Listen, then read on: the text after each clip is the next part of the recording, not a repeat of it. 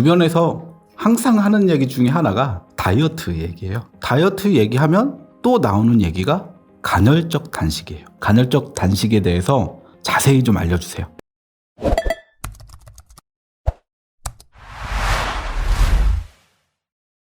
여름철이 다가오다 보니까 다이어트에 대해 관심이 많으시죠. 간헐적 단식이 유행한 지 꽤 되었는데도 이후에 다이어트 방법에 관한 이야기가 특별히 나온 게 없었죠. 원푸드 다이어트부터 시작해서 황제 다이어트라든지 저탄고지 다이어트, 방탄커피 다이어트 등등 시대에 따라 유행법이 있었는데요. 일단 다이어트에 대한 이야기를 먼저 하고 가도록 하겠는데요. 다이어트가 무슨 뜻일까요? 살 빼는 거, 체중이나 체지방을 줄이는 거, 밥 안 먹고 굶는 거, 이렇게 알고 계신 분들이 굉장히 많으신데요. 그래서 저도 한번 다이어트가 무슨 뜻인지 찾아봤습니다. 다이어트는 본래 식단이란 뜻의 영어 어휘를 풀어서 설명한 것인데요. 특정 목적을 위해 정해놓은 식사 계획을 이르는 단어라고 정의하고 있습니다. 쉽게 말씀드리면 식이요법이라는 뜻이죠. 밥을 안 먹거나 살을 뺀다라는 개념이 아니고요. 식이요법, 무엇을 언제 어떻게 먹을 것인가를 기획하는 것을 다이어트라고 하는 것입니다. 이번 기회에 다이어트에 대한 뜻이 무엇인지를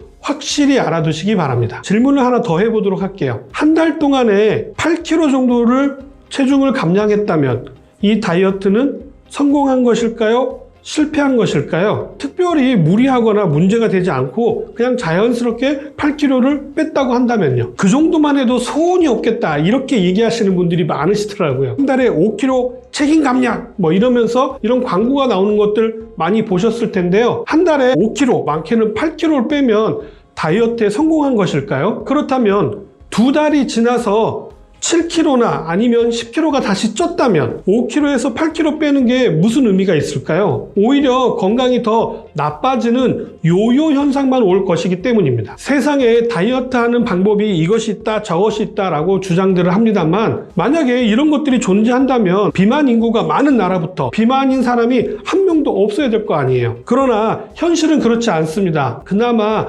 간헐적 단식이 좀 더 과학적이고 의학적이고 영양학적인 특징을 가지고 있기 때문에 할만한 다이어트법이다라고 이야기할 수 있는 것이죠. 다이어트에서는 중요한 내용이기 때문에 이 두 가지 질문을 꼭 기억해 주시기 바랍니다. 간헐적 단식이 다이어트뿐만 아니라 건강에도 도움이 된다라고도 알려져 있는데요. 그 내용은 사실입니다. 간단히 설명을 드리자면 핵심 내용은 단식에 있습니다. 우리 몸에 비상사태가 두 가지가 있습니다. 첫 번째는 생명과도 직결되어져 있다고 하는 출혈이라고 하는 문제이고요. 또 다른 생명과 직결된 것이 바로 영양입니다. 출혈이 생기거나 영양이 공급되지 않게 된다면 우리 몸에는 비상계엄령을 발령하고 모든 시스템을 변화시켜 가지고 그 일에 대해서 대응하게 됩니다. 기존의 모든 운영하는 시스템을 근본적으로 변형하게 되는데요. 이렇게 하는 이유는 원래대로 잘 돌아가게 하기 위한 방법이기 때문입니다. 출혈을 일부러 내는 것을 사혈법이라고 하는 것이고요.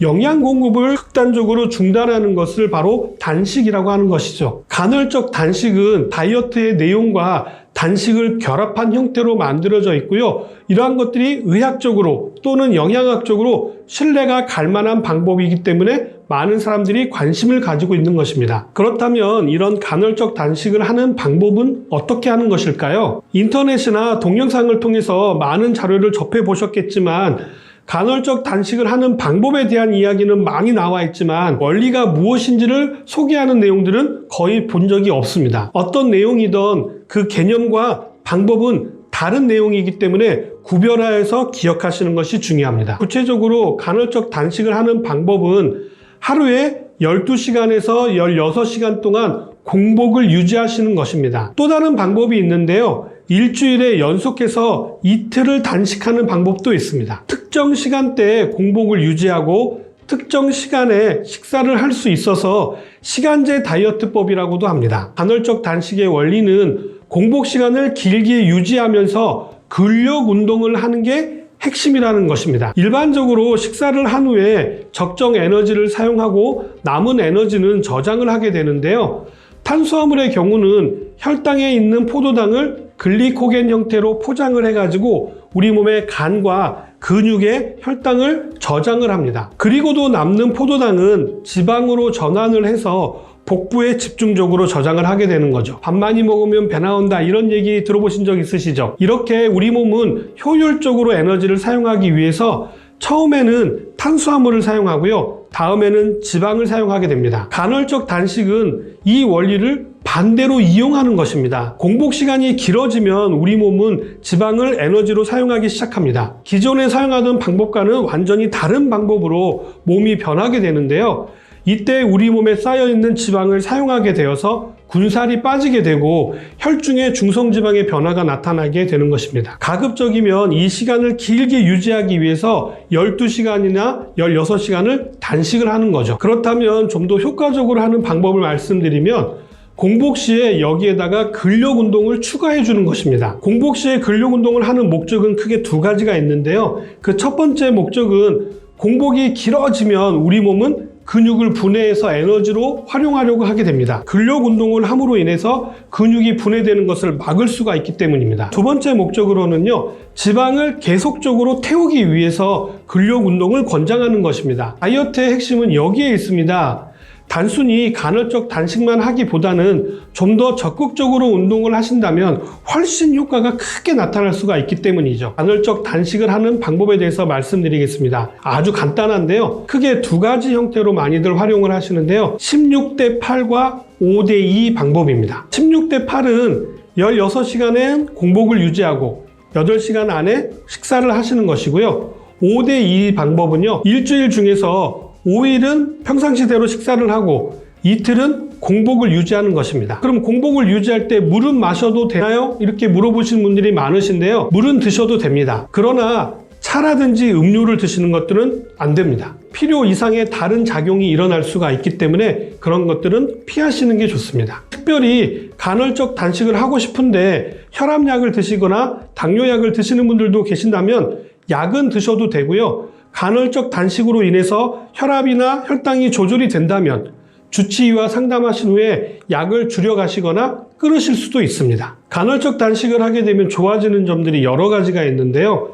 기본적으로 체지방이 줄어들게 되고요. 뱃살이 줄어들게 됩니다. 그로 인해서 대사성 질환들이 줄어들어서 성인병을 예방하는 데도 도움이 되고요. 심혈관 질환과 연관된 부분들이 많이 개선되어지는 편입니다. 염증 수치를 낮추는 데도 도움이 될 수가 있고요. 16시간 정도 공복을 유지하다 보니 소화기계 질환이 많이 줄어들게 됩니다. 그리고 당뇨의 경우는 인슐린 저항성이 줄어들게 되어서 당뇨에도 도움이 되는 것으로 알려져 있습니다. 그러나 일형 당뇨의 경우, 즉 인슐린 의존형의 경우에는 저혈당이 올 수가 있기 때문에 주의가 필요합니다. 인슐린 약이라든지 아니면 인슐린 주사를 처방받으신 분이시라고 한다면 간헐적 단식을 하실 때는 주의가 필요하다는 뜻입니다. 간혹 제가 영상 중에서 무엇을 드시면 안 됩니다 이렇게 말씀을 드리면 먹을 거 하나도 없네 이렇게 얘기하시는 분들도 계시고요. 제가 말씀드리는 것은 경우에 따라 다르다는 뜻이지 그것을 먹으면 절대로 안 된다 이런 뜻은 아닙니다. 여러 번 말씀드렸지만 경우에 따라 좋을 수도 있고 나쁠 수도 있다는 것이지 그 식품 자체가 좋다 나쁘다 그렇게 말씀드리는 것이 아니기 때문입니다. 당뇨의 경우도 2형 당뇨, 즉 인슐린 비의존형 당뇨일 경우라면 간헐적 단식이 도움이 된다는 것이지 모든 당뇨에 도움이 된다는 것은 아니라는 거 꼭 기억하시기 바랍니다. 이렇듯 간헐적 단식을 할 때 주의하셔야 될 부분이 있는데요. 인슐린 의존형, 1형 당뇨뿐만 아니라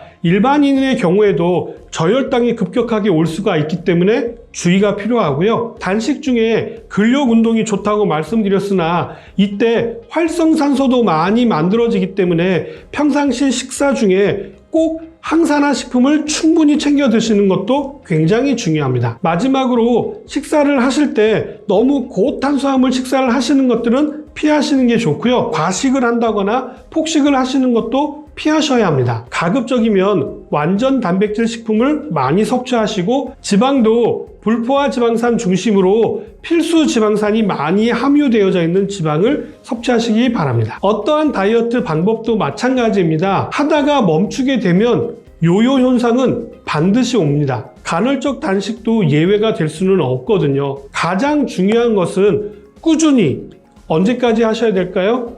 죽을 때까지 할 수 있는 식이요법을 하시는 것들이 중요하다는 것이죠. 어떤 방법이 좋다 나쁘다라기보다는 본인이 할 수 있는 또는 본인의 목적에 맞게끔 다이어트를 하시는 것들이 중요하다고 말씀드릴 수 있겠죠. 간헐적 단식에 대해서 말씀을 드렸는데요. 첫 번째 기억하셔야 될 것들은 다이어트가 무슨 뜻인지, 그리고 한 달에 8kg 빼는 게 의미가 있는 것인지 꼭 기억하시기 바라고요. 간헐적 단식이 과학적이고 영양학적 근거를 가지고 있긴 합니다만 중간에 멈추면 다른 다이어트법과 똑같이 요요가 올 수 있다는 사실 꼭 기억하시기 바랍니다. 오늘 내용은 여기까지고요. 저는 다음에 좀 더 좋은 내용 가지고 다시 찾아뵙도록 하겠습니다.